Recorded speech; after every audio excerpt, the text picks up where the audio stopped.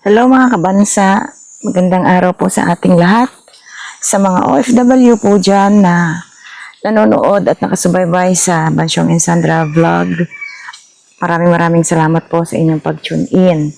Kahit na mga pa-short lang po yung nagagawa natin, ay patuloy po ang pagdami ng ating subscriber. Maraming salamat po. Lagi po mag-iingat dyan ang mga OFW sa ibang bansa. Ingat po lagi.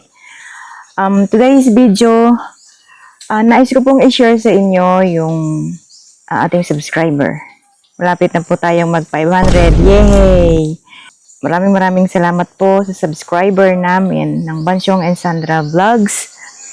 We really appreciated po ang inyong pag-subscribe at panonood po sa aming vlog. Ayan, kahit po pa short lang kami dahil very busy po. At saka, minsan po ay hindi kami magkasama ni Bansyong. Kaya, nandito lang po ako sa bahay. Lagi po siyang umaalis dahil nagtatrabaho. Kaya hindi po kami nakagawa ng video. Natuwa po ako dahil marami pong nanonood sa video ko sa short. Sa video ko po kay Aya. Ang aking pong love na dog.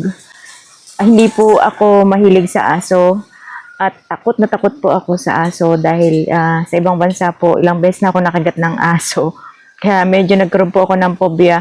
Pero first time ko pong nagkaroon ng aso. First time ko pong nag-alaga ng aso. Ito nga po si Aya. At napakasarap po pala sa feeling na may alaga kang aso. Para po siyang bata. Para siyang tao rin kung sa puso po ba. Ang purpose po ng video ito ay ang pagpapasalamat ko po sa mga subscriber na walang sawang nanonood, walang sawang nagla-likes sa aming video dahil hindi naman po ganon ka interesting yung aking ginagawang video. Sometimes gustuhan ko lang pong magkaroon ng content. Yan lang po at maraming salamat po sa patuloy niyong pagsubaybay sa aming channel.